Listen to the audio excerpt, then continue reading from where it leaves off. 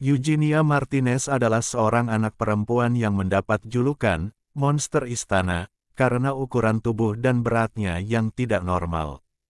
Sepanjang hidupnya, ia sering menjadi sasaran ejekan orang-orang di sekitarnya. Eugenia Martina Alejo, seorang anak perempuan yang terkenal di Spanyol, lahir pada tahun 1674 di Marinda de Montilla, sebuah desa kecil di utara Spanyol. Ayahnya, José Martínez Alejo, dan ibunya, Antonia de la Bodiga, dikenal memiliki kehidupan yang sangat sederhana. Eugenia memiliki beberapa saudara, namun detail tentang mereka tidak diketahui dengan jelas. Kelahiran Eugenia Martinez memang tidak biasa. Pada saat itu, ibunya, Antonia, sedang berada di gereja, ketika dia mulai merasakan kontraksi di perutnya. Karena kontraksi yang mendadak tersebut, Antonia tidak bisa pulang ke rumah, dan akhirnya melahirkan Eugenia di gereja. Pada zaman itu, melahirkan di gereja dianggap tidak umum, tetapi, ada kepercayaan bahwa bayi yang lahir di gereja akan membawa berkah, dan dianggap akan tumbuh menjadi orang yang luar biasa. Nama Eugenia dipilih karena dalam bahasa Spanyol, kata Eugenia berarti la benacida atau wellborn, yang berarti lahir dengan baik. Eugenia digambarkan sebagai bayi perempuan yang sangat sehat, dengan nafsu makan yang baik, memberikan harapan kepada keluarganya, bahwa dia akan tumbuh menjadi seorang gadis yang sehat dan tanpa kekurangan. Saat Eugenia lahir, ia memang lebih berisi dibandingkan bayi lainnya, namun orang tuanya tidak menganggap ini sebagai masalah. Pada abad ke-17, angka kematian bayi sangatlah tinggi, terutama di daerah pesisir, sehingga kelangsungan hidup bayi seperti Eugenia dianggap sebagai tanda kesehatan yang baik. Namun, seiring bertambahnya usia, Eugenia mulai menunjukkan perbedaan yang mencolok dibandingkan dengan anak-anak lainnya. Pada usia 1 tahun, Eugenia sudah memiliki berat badan yang jauh melebihi rata-rata anak sebayanya. Hal ini menjadi semakin tidak biasa, karena saudara-saudaranya memiliki ukuran dan berat badan yang normal, sangat berbeda dengan Eugenia. Ketika Eugenia terus bertambah besar, kekhawatiran orang tuanya pun meningkat, dan mereka memilih untuk berkonsultasi dengan seorang tabib. Tabib tersebut menyarankan, agar Eugenia menjalani diet ketat, agar berat badannya bisa kembali normal. Tapi, meskipun orang tuanya menerapkan diet tersebut, tidak ada perubahan signifikan pada berat badan Eugenia, malah, beratnya semakin bertambah. Dan seiring waktu, Eugenia tumbuh menjadi anak yang sangat besar, dibandingkan dengan anak-anak lain seusianya. Karena penampilannya yang sangat berbeda, Eugenia sering menjadi sasaran ejekan di lingkungan tempat tinggalnya. Hal ini membuat orang tuanya merasa tidak nyaman, dan mereka memutuskan untuk menyembunyikan Eugenia di dalam rumah, agar dia tidak terus-menerus diejek oleh orang di lingkungan mereka. Meskipun Eugenia telah tersembunyi di rumah, kabar tentang dirinya ternyata telah menyebar, dan menjadi bahan pembicaraan yang hangat di antara masyarakat di negeri itu. Gosip tentang gadis raksasa telah menyebar luas di seluruh kota, dan julukan tersebut menarik perhatian banyak orang, bahkan ada yang sengaja datang ke rumah Eugenia hanya untuk memuaskan rasa ingin tahu mereka, atau sekadar untuk mengejeknya. Pada usia 6 tahun, Eugenia dikatakan memiliki berat badan sekitar 70 kg, dan karena takut diejek atau dibuli, ia tidak bisa keluar dari rumahnya. Terbatas dalam ruang kamarnya, Eugenia tidak memiliki banyak kesempatan untuk bergerak, yang menyebabkan berat badannya semakin bertambah dengan cepat. Namun, kehidupannya mengalami perubahan ketika ia menerima undangan dari istana. Raja Charles II dari Spanyol mengundang Eugenia ke istananya di Madrid. Pada usia 6 tahun, seorang utusan istana datang langsung ke rumah Eugenia untuk menyampaikan undangan dari raja. Charles II Seperti banyak orang lain yang penasaran, tertarik dengan cerita tentang gadis raksasa. Berita tentang Eugenia telah menyebar luas, menjadi topik pembicaraan yang populer. Namun, berbeda dengan orang lain, Raja memiliki wewenang untuk mengundang Eugenia secara langsung ke istananya. Tidak perlu bagi Charles untuk bersusah payah seperti orang biasa yang datang jauh-jauh hanya untuk melihat Eugenia. Dengan sekadar isyarat, Eugenia bisa dihadirkan ke kediaman sang raja, menunjukkan kekuasaan yang dimiliki oleh bangsawan saat itu. Jose dan Antonia, sebagai orang tua, merasa cemas dengan undangan tersebut. Mereka sadar akan tantangan yang mungkin dihadapi oleh putri mereka yang masih berusia 6 tahun jika ia pergi ke istana.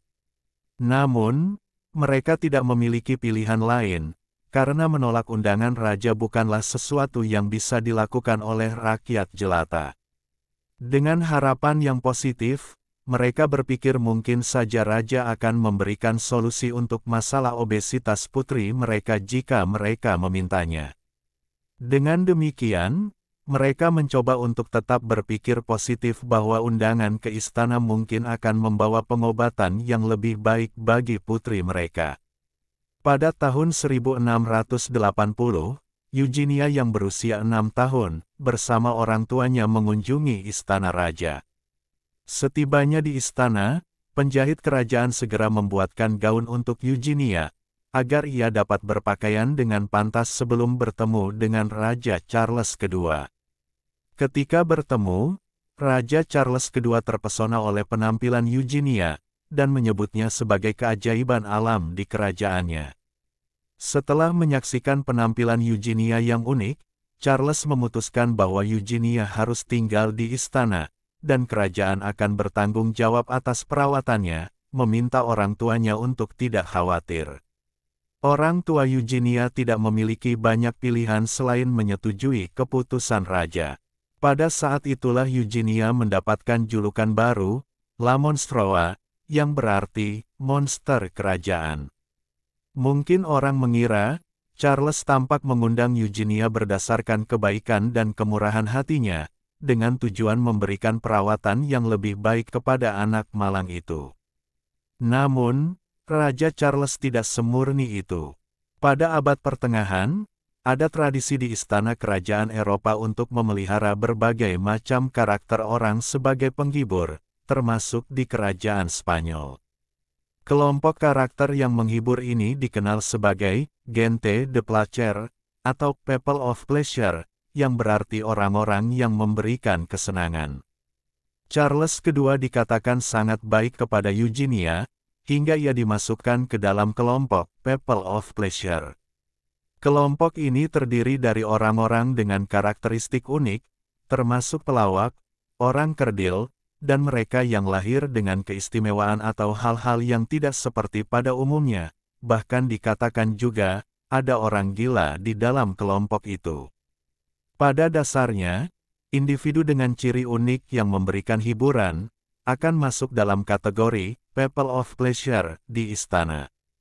Para bangsawan di istana memanfaatkan people of pleasure sebagai sarana hiburan untuk menghilangkan kejenuhan. Dalam pesta yang diadakan oleh Charles, people of pleasure dihadirkan untuk menghibur para tamu yang datang. Eugenia, yang masih berusia 6 tahun, juga ditampilkan dalam pesta tersebut.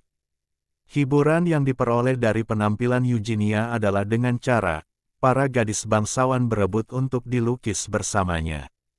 Mereka ingin dilukis berdampingan dengan Eugenia untuk menonjolkan postur tubuh mereka yang ramping, seolah-olah mengatakan, lihatlah betapa cantik dan idealnya tubuhku, dibandingkan dengan gadis raksasa di sampingku. Fakta yang tampak absurd ini sebenarnya merupakan sumber kepuasan bagi bangsawan pada masa itu, yang menemukan kesenangan dalam keunikan orang-orang seperti Eugenia. Setelah anggota people of pleasure menyelesaikan tugas mereka menghibur bangsawan, mereka tidak menerima kompensasi finansial.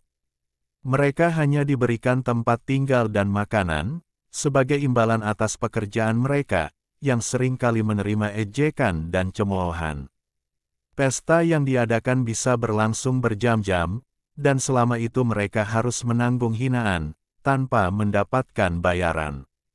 Mereka tidak memiliki kekuatan untuk melawan, karena mereka berhadapan dengan bangsawan yang berkuasa.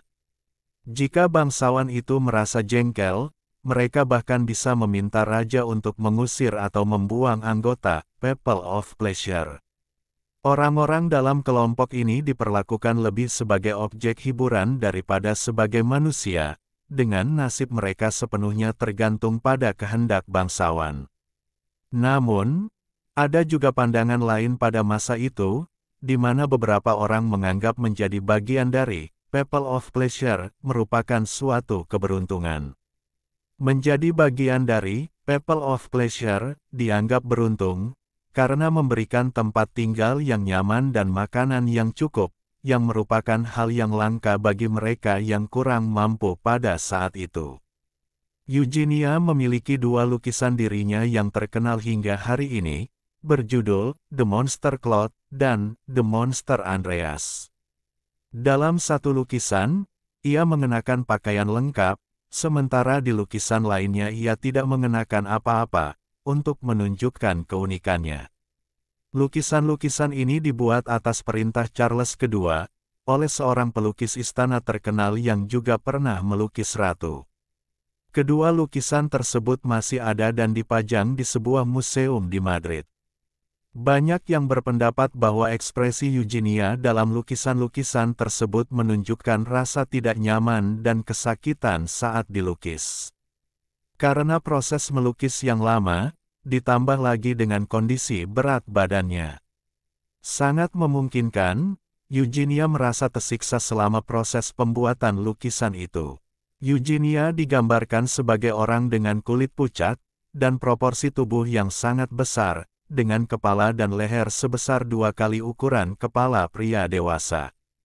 Perutnya sangat besar, mirip dengan wanita yang sedang hamil, dan betisnya begitu besar dan berdaging sehingga mengejutkan siapapun yang melihatnya secara langsung.